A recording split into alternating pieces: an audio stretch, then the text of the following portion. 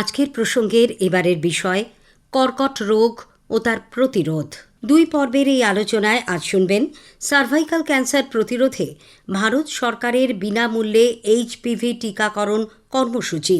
বিশিষ্ট ক্যান্সার বিশেষজ্ঞ ডক্টর শঙ্কর নাথের সঙ্গে কথা বলছেন কাশফিন নাহার। আজকের প্রসঙ্গে আজকে আমরা কথা বলবো ক্যান্সার নিয়ে, বিশেষ করে সার্ভাইকাল ক্যান্সার নিয়ে।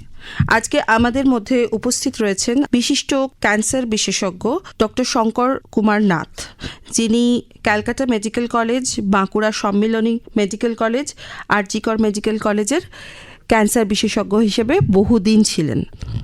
নমস্কার। নমস্কার। স্টুডিওতে আসার জন্য অসংখ্য ধন্যবাদ। সার্ভাইকাল ক্যান্সার দিয়ে শুরু করছি এই কারণেই, কারণ গত 28শে ফেব্রুয়ারি প্রধানমন্ত্রী আমাদের সারা দেশ জুড়ে সার্ভাইকাল ক্যান্সার প্রতিরোধে এইচপিভি ভ্যাকসিনের বিনামূল্যে দেওয়ার একটা কর্মসূচি নিয়েছেন। সার্ভাইকাল ক্যান্সার আসলে কি এবং কাদের মধ্যে বেশি দেখা যায়, এটা দিয়ে শুরু করতে চাইছি। আগে জেনে নিতে হবে সার্ভিক্সটা কি। একদম। তার ক্যান্সারটাকে বলে সার্ভাইকাল ক্যান্সার। সার্ভিক্সটা হচ্ছে আমাদের যে ফিমেল জেনিটাল যে অর্গান, তার মধ্যে কি কি পড়ে? ইউটেরাস, ভেজাইনা, তার বাইরের অংশ, আর তার দুপাশে দুটো টিউব, যাকে আমরা বলি ফেলোপিয়ান টিউব। সেই টিউবের শেষে দুপাশে দুটো ওভারি। এই পুরোটা হচ্ছে ফিমেল জেনিটাল অর্গান। এই ফিমেল জেনিটাল অর্গানের যে ইউটেরাসটা, জরায়ুর একদম নিচের শেষ অংশটা, তার নাম হচ্ছে সার্ভিক্স। সার্ভিক্সটার পরে হচ্ছে ভেজাইনা। এই সার্ভিক্সের মধ্যেই মেয়েদের সবচেয়ে বেশি ক্যান্সার হয়। এই কারণে এত কনসার্ন আমাদের সার্ভিক্স। একদম। কেন হয়? কারণ কিন্তু অনেক কারণ। এই অনেক কারণের মধ্যে ধরুন উদ্দাম জীবনযাত্রা, অর্থাৎ আমরা আমাদের যে লাইফস্টাইল, যাকে আমরা বাংলায় জীবনশৈলী বলি, এই জীবনশৈলী যদি আমরা স্বাভাবিক পথে না চালিয়ে যে উদ্দাম জীবনযাত্রা পালন করি, তাহলে কিন্তু এটা হতে পারে। এবার আপনি বলবেন উদ্দাম জীবনযাত্রাটা কি? উদ্দাম জীবনযাত্রা হচ্ছে মানে আনপ্ল্যান্ড, পরিকল্পিতভাবে সহবাস। এটা একটা কারণ খুঁজে পেয়েছি আমরা সার্ভিক্সের ক্যান্সারের। আচ্ছা। কারণটা একটা ভাইরাস, আর এই ভাইরাসটার নাম হচ্ছে এইচপিভি। এর পুরো নাম হচ্ছে হিউম্যান প্যাপিলোমা ভাইরাস। এই ভাইরাসটা যদি ওই সার্ভিক্সের যে জায়গাটা বললাম, ইউটেরাসের নিচের অংশ, যাকে আমরা বাংলা করেছি জরায়ু মুখ, এই জরায়ু মুখেতে গিয়ে যদি এই ভাইরাসটা বাসা বাঁধে, তারপর যদি সেই ভাইরাসটা রেপ্লিকেশন হতে থাকে, নিজেকে অনেকগুলোতে পরিণত করে এরা, এইটা যদি করতে থাকে, তা একটা সময় এই ভাইরাসটাই কারণ হয়ে উঠবে ওই সার্ভিক্সে ক্যান্সার সৃষ্টিতে। এবার ভাইরাসে গেল কী করে? ওখানে গেল এই সহবাসের মাধ্যমে। অর্থাৎ পুরুষেরা তাদের পেনিসে কিছু ভাইরাস নিয়ে যেতে পারে, সহবাসের সময় সেই ভাইরাস গিয়ে পৌঁছে দিচ্ছে ওই জরায়ু মুখে, দিয়ে গেল এইচপিভি ভাইরাস। এই মহিলা যদি আরেকজন সুস্থ পুরুষের সঙ্গে সহবাস করে, যে মাল্টিপল বললাম না, অনেক পুরুষের সঙ্গে, সুস্থ পুরুষের সঙ্গে সহবাস করে, সে আবার তার পেনিসে নিয়ে চলে গেল এই ভাইরাসটা। তিনি আবার যদি আরেকজন সুস্থ মহিলার সঙ্গে সহবাস করে, তিনি আবার আরেকজনকে দিয়ে গেলেন। এইভাবে ছড়িয়ে যাচ্ছে সার্ভাইকাল ক্যান্সার। তাহলে এটাকে আটকাতে গেলে আমরা পরিষ্কার বুঝতে পারছি কিছু প্রোটেকশন নিয়ে আমাদের সহবাস করতে হবে। আচ্ছা, এবার এক্ষেত্রে আমরা দেখছি যে 8 থেকে 14 বছর বয়সী মেয়েদেরকে এই ভ্যাকসিনটা দেওয়া হচ্ছে। 8 থেকে 14 বছর বয়সী মেয়েদেরকে কেন দেওয়া হচ্ছে, মানে এখানে এই লিমিটেশনটা কেন? হ্যাঁ, দেখুন, এই ভাইরাস যেহেতু, তাহলে এর একটা টিকা তৈরি করা যেতে পারে, ভ্যাকসিন। একদম। আমরা যেই মাত্র জানলাম যে সার্ভিক্সের ওটাও ভাইরাস দিয়ে হয় ক্যান্সারটা, ব্যাস সেরকম ভাইরাসের বিরুদ্ধে আমরা টিকা তৈরি করতে চেষ্টা করলাম এবং সারা পৃথিবীতে তৈরি হয়ে গেল। এই ভাইরাসের টিকার নাম গার্দাসিল, সার্ভারিক্স, এইসব হচ্ছে ভাইরাসের এই মানে এইচপিভির টিকা। এই টিকা যদি আমরা দিতে পারি কোনো মেয়েকে, তাহলে সেই মেয়েটার আর কোনো দিন সার্ভাইকাল ক্যান্সার হবে না। ভাইরাস ঢুকলেও এখন অনেকেই বলছে 45 বছর বয়স হয়ে গেলেও টিকাটা দেওয়া যায়, কিন্তু কতটা কাজ করবে এ নিয়ে অনেক সংশয় আছে, মানে সেই নিয়ে এখন গবেষণা চলছে। কিন্তু 14 বছর বয়স পর্যন্ত এই গবেষণা হয়ে গেছে, যে তাতে দেখা গেছে যে 14 বছর বয়স পর্যন্ত, অর্থাৎ 8 বা 9 থেকে 14 পর্যন্ত দিয়ে দিলে নিশ্চিন্তে ভবিষ্যতে কোনোদিন সার্ভাইকাল ক্যান্সার হবে না। আমাদের দেশে সার্ভাইকাল ক্যান্সারের পরিস্থিতি কতটা উদ্বেগজনক, বা আদৌ কি উদ্বেগজনক? ঠিক একদম। আমাদের দেশে এটা জেনে রাখুন, মহিলাদের যেসব ক্যান্সার হয় তার মধ্যে আমরা শুনেছি ওভারিয়ান ক্যান্সার, আমরা শুনেছি ইউটেরাসের ক্যান্সার, আমরা শুনেছি ব্রেস্ট ক্যান্সার, আমরা শুনেছি সার্ভাইকাল ক্যান্সার, এসব শুনেছি। মহিলাদের যত ক্যান্সার হয়, মানে বেশি যেগুলো, অন্য ক্যান্সারও হয় কিন্তু এইগুলো তো বেশি হয়, যত বেশি ক্যান্সারগুলো হয় তাদের মধ্যে আমি ভারতীয় মহিলাদের কথা বলছি, সবচেয়ে বেশি হয় ব্রেস্ট ক্যান্সার আর সার্ভাইকাল ক্যান্সার। অর্থাৎ উদ্বেগজনক, খুবই উদ্বেগজনক। এদের মধ্যে আপনাকে একটা তথ্য দিয়ে রাখি, ধরুন আজ থেকে 50 বছর আগে ব্রেস্ট ক্যান্সার ছিল তলানিতে ভারতবর্ষে মহিলাদের, আর সার্ভাইকাল ক্যান্সার ছিল একদম তুঙ্গে। আজকে 50 বছর পার হয়ে গেছে, এমন আমাদের লাইফস্টাইল চলছে যে ব্রেস্ট ক্যান্সার উঠতেই চলেছে, মাথায় উঠে গেছে তার ইনসিডেন্স, আর সার্ভাইকাল ক্যান্সার ওইখানেই রয়েছে, মাথাতেই রয়েছে। ফলে এখন 1 নম্বর কোন ক্যান্সার বলা খুব মুশকিল, ব্রেস্ট ক্যান্সার না সার্ভাইকাল ক্যান্সার। আমাদের ভারতবর্ষের কোনো স্টেটে ব্রেস্ট ক্যান্সার 1 নম্বরে, কোনো স্টেটে সার্ভাইকাল ক্যান্সার 1 নম্বরে। এই কারণে সার্ভাইকাল ক্যান্সার উদ্বেগজনক। সার্ভাইকাল ক্যান্সার প্রতিরোধে স্ক্রিনিং যেটা বলা হয়, স্ক্রিনিংটা হচ্ছে ওই প্যাপ স্মিয়ার টেস্ট বা স্ক্রিনিং, সেটা কতটা উল্লেখযোগ্য? প্যাপ স্মিয়ার স্ক্রিনিং করতেই হবে। যেই একজন মেয়ে যেই ম্যাচিওর হয়ে গেল, ম্যাচিওর হওয়ার পরপরই তাকে এই প্যাপ স্মিয়ারটা করা উচিত। আচ্ছা, প্যাপ স্মিয়ারটা কি? হ্যাঁ, প্যাপানোকুলা স্মিয়ার। এটা কি করে জানেন, যে আমরা একটা স্প্যাচুলা, মানে আমরা ভেজাইনাটাকে আমরা একটু ওপেন করি যন্ত্র দিয়ে, একটা ওপেন করে আমরা দেখতে পাই, যেটা দিয়ে আমরা পৌঁছতে পারি ইউটেরাসের ভেতরে।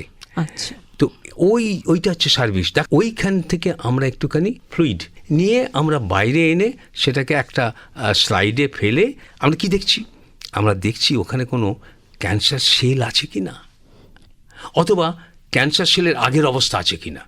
এমন হতে পারে যে ক্যান্সার সেল হবে কিছুদিন রেখে দিলে, এরকম সেল পাওয়া যায়। আচ্ছা, আবার আছে ক্যান্সার সেল হয়ে গেছে ক্যান্সার, এইটা পেলেই আমরা বুঝে গেলাম ওখানে ক্যান্সার হয়েছে বা ক্যান্সার হতে চলেছে।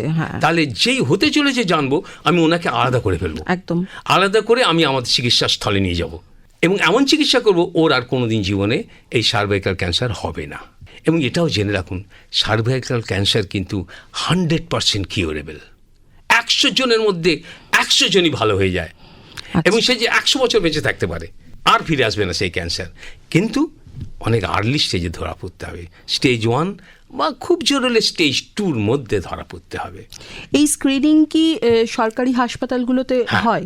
নিশ্চিত, প্রত্যেকটা সরকারি হাসপাতালে, মেডিকেল কলেজগুলোতে এই স্ক্রিনিং, সারা ওয়েস্ট বেঙ্গলে কেন সারা ভারতবর্ষে হয়, এই স্ক্রিনিং করা যাবে, আমি আরেকটা স্ক্রিনিংয়ের কথা বলবো, আরও সহজ। সেটা কি? তার নাম হচ্ছে VIA test, VIA, visual inspection of acetic acid, visual inspection of acetic acid, VIA test বা ভায়া পরীক্ষা। এটা কি? এটা আমরা একটা কোনো কাঠির আগায় একটু তুলো দিলাম, এই তুলোটা কাঠির আগায় দিয়ে তুলোটা আমরা ঢোকালাম, ওই যেরকম বললাম প্যাপ স্মিয়ারে, আমরা ভেজাইনাটাকে ওপেন করে আমরা দেখতে পাচ্ছি ওই সার্ভিসটাকে। আমরা করলাম কি, এই তুলোর মধ্যে একটু অ্যাসিটিক অ্যাসিড দিয়ে দিলাম, দিয়ে আমরা তাকিয়ে রইলাম ওই সার্ভিসটার দিকে, দেখলাম কিছুক্ষণ 3-4 মিনিট তাকিয়ে যদি দেখি, যদি কালারটা পরিবর্তন হয়ে সাদা হয়ে যায়, তাহলে বুঝবো ওর ক্যান্সার হওয়ার সম্ভাবনা আছে। আমার সঙ্গে সঙ্গে হয়ে গেল পরীক্ষাটা। এই স্ক্রিনিংটাও কি জেনারেলি ডাক্তাররা বা হাসপাতালে করা হয়ে থাকে? হ্যাঁ, নিশ্চিত। এই স্ক্রিনিংটা মহিলাদের কোন সময়ের অন্তরে করা উচিত? এটা মহিলাদের ওই বললাম, আমরা যেই মহিলার ম্যাচিওর হয়ে গেল, হ্যাঁ, মানে প্রতি বছরেই কি স্ক্রিনিংটা করা উচিত? প্রত্যেক বছর না, যাদের কোনো সমস্যা নেই তাদের 3 বছর 5 বছর অন্তর করতে হবে। যাদের সমস্যা আছে তাদের তো অবশ্যই করতে হবে। এই সমস্যাগুলো কি সমস্যা? ধরুন কোনো মহিলার বেশি ব্লিডিং হচ্ছে, 5 দিনের জায়গায় 7 দিন 8 দিন হয়ে যাচ্ছে, এর করতে হবে, এটা ভাবতে হবে, করি না আগে ভাবতে হবে। বা কোনো মহিলা ধরুন সাদা স্রাব হচ্ছে, ভাবতে হবে সার্ভাইকাল ক্যান্সার কিনা। কোনো মহিলা ধরুন দুটো মাসিকের মাঝখানে আবার একটা মাসিক হচ্ছে, তার মানে কোনো কিছু একটা অস্বাভাবিকত্ব দেখলেই একদম। স্ক্রিনিংটা অবশ্যই করতে হবে। আচ্ছা, এবার আমি একটা জিনিস জানতে চাইবো, এর সঙ্গে কি খাওয়া দাওয়ার কোনো সম্পর্ক রয়েছে? মানে কিছু খেলে এটাকে প্রতিহত করা যায়, মানে খাবার এরকম কি কিছু আছে? নিশ্চিত, একদম। আপনি যদি সার্ভাইকাল ক্যান্সারের কথা বলেন, সেখানে তো ভিটামিন সি, আচ্ছা, ভিটামিন এ আর ভিটামিন ই, এই ভিটামিন আছে 3টে ভিটামিন। যে সমস্ত শাকসবজিতে বা মাছ থেকে প্রাণীজ কী বল উৎস, এইগুলো আমাদের খাওয়া উচিত। বিশেষ করে আমি আপনাকে বলবো, যত অ্যান্টি ক্যান্সার এজেন্ট আছে না, শাক সবজি মাছ মাংস যা আছে, সবচেয়ে শক্তিশালী অ্যান্টি ক্যান্সার এজেন্টটা হচ্ছে ভিটামিন সিওয়ালা খাদ্যবস্তু। আচ্ছা, এই জন্য আমি সবাইকেই বলবো, সুস্থ যারা, সবাইকেই আমি একটু আবেদন করব যে আপনারা আপনাদের প্রতিদিনের পাতে একটু করে ভিটামিন সি রাখুন। কোথায় আছে সবাই জানি আমরা, তবু আমি যদি বলে দিই এখানে একটা দুটো, বেশি নয়। ধরুন আম, ধরুন আনারস, কাঁঠাল, আমলকি, কাঁচা লঙ্কা, পাতিলেবু, পেয়ারা, যেটা যে সময় সেই সময়ে সেইটা আপনি খান, এই ভিটামিন সি। আপনি শুনলে অবাক হয়ে যাবেন যে শশা যেটা আমরা শখ করে খাই, সেই শশাতে 24 থেকে 25% ভিটামিন সি আছে, আমরা জানিই না। সুতরাং শশা তো 12 মাসই পাওয়া যায়, আপনি শশা খান না। কিন্তু একটা কথা বলবো এই শশা খাওয়ার যে কথা, সেটা হলো শশায় আপনি 3টে অ্যান্টি ক্যান্সার এজেন্ট পাবেন, যেগুলো আপনাকে ভবিষ্যতে ক্যান্সার হতে বাধা দেবে, হবে না আপনার। একটা হচ্ছে ভিটামিন সি, এক্ষুনি বললাম। 2 হচ্ছে শশার ছাল। তাহলে আমরা আমাদের এই পর্বটা এটা বলে শেষ করতেই পারি যে প্রাপ্তবয়স্ক মহিলারা অবশ্যই নিজের জীবনের যাত্রাতে যদি কোনো রকম অস্বাভাবিকতা দেখেন, তাহলে স্ক্রিনিং করান, লজ্জা না করে ডাক্তারের কাছে যান। অবশ্যই। আর 8 থেকে 14 বছর বয়সী মেয়েদের জন্য যে ভ্যাকসিনেশন ক্যাম্প শুরু হয়েছে, কর্মসূচি শুরু হয়েছে, অবশ্যই তাতে যেন প্রত্যেক মা বাবা তাদের মেয়েকে অংশগ্রহণ করায় এবং ওই ভ্যাকসিনটা অবশ্যই নেওয়ায়। এই ভ্যাকসিনটা কিন্তু সম্পূর্ণ সরকার বিনা পয়সায় দিচ্ছে। একদম। একটাই ডোজ দিতে হবে, যদি 14 বছর বয়সের মধ্যে নিতে পারে, বা 14 এই বয়সে নিতে হবে, তাহলে কিন্তু আর জীবনে আর কোনো ভ্যাকসিন নিতে হবে না, মানে ওই সার্ভিক্সের জন্য নিতে হবে না। আর সবাইকেই আমরা আবেদন করছি, আপনার বয়সটা 14, আগামী 3 মাস কিন্তু এই ড্রাইভটা দেওয়া হয়েছে, অর্থাৎ মার্চ এপ্রিল মে 3 মাস এইটা দেওয়া হবে। প্রত্যেকটা সরকারি হাসপাতালে দেওয়া হবে, মেডিকেল কলেজগুলোতেও দেওয়া হবে, সম্পূর্ণ বিনা পয়সায়। সবাই অংশগ্রহণ করুন। এরা যারা অংশগ্রহণ করবেন সেখানে 2টো জিনিস মনে রাখতে হবে, একটা হচ্ছে নেবার আগে, একটা নেবার পরে। নেবার আগেটা কি? নেবার আগেটা পেট ভর্তি করে আসবেন, আর নেবার পরেটা কি? নেওয়ার পরে বসে থাকবেন ওখানে 25 মিনিট, কোনো রকম পার্শ্ব প্রতিক্রিয়া হচ্ছে কিনা জানার জন্য। এইটা। আর কারা কারা নেবে না, আমরা সেটাও জানি, আমরা কারা কারা নেবে না সেটাও বলে দেওয়া ভালো। সেটা হচ্ছে ধরুন কারো জ্বর, ম্যালেরিয়া ফ্যালেরিয়া এটা ওটা হয়েছে, তিনি ওই নিতে পারবেন না যতক্ষণ ওটা ভালো হচ্ছে। ভালো হয়ে গেলেই কিন্তু যাবেন। যদি অ্যালার্জি থাকে এই ভ্যাকসিনে, তাহলে কিন্তু নেওয়া যাবে না। অর্থাৎ নেওয়ার আগে ডাক্তারকে জানাতে হবে আমার কিসে অ্যালার্জি রয়েছে। আগে থেকে যদি নিয়ে থাকে তাহলে নেওয়া যাবে এইসব ক্ষেত্রে। এইগুলো একটু আমাদের মেনে চলতে হবে, মেনে চললে আর সমস্যা কিছু নেই। তাহলে এইগুলি মেনে চলে এই ভ্যাকসিনেশন ক্যাম্প বা কর্মসূচিতে সবাই সপ্রতিভ অংশগ্রহণ করুক, আমাদের দেশ সার্ভাইকাল ক্যান্সার মুক্ত হোক, এই আশা রেখেই আমরা আমাদের পর্ব শেষ করছি। অনেক ধন্যবাদ আপনাকে এখানে আসার জন্য। ধন্যবাদ। আজকের প্রসঙ্গে এতক্ষণ শুনলেন সার্ভাইকাল ক্যান্সার প্রতিরোধে ভারত সরকারের বিনামূল্যে HPV টিকাকরণ কর্মসূচি নিয়ে বিশেষ আলোচনা। বিশিষ্ট ক্যান্সার বিশেষজ্ঞ ডক্টর শঙ্কর নাথের সঙ্গে কথা বললেন কাশফিন নাহার। আগামীকাল দ্বিতীয় পর্বে শুনবেন কর্কট রোগ ও তার প্রতিরোধ নিয়ে বিশেষ আলোচনা।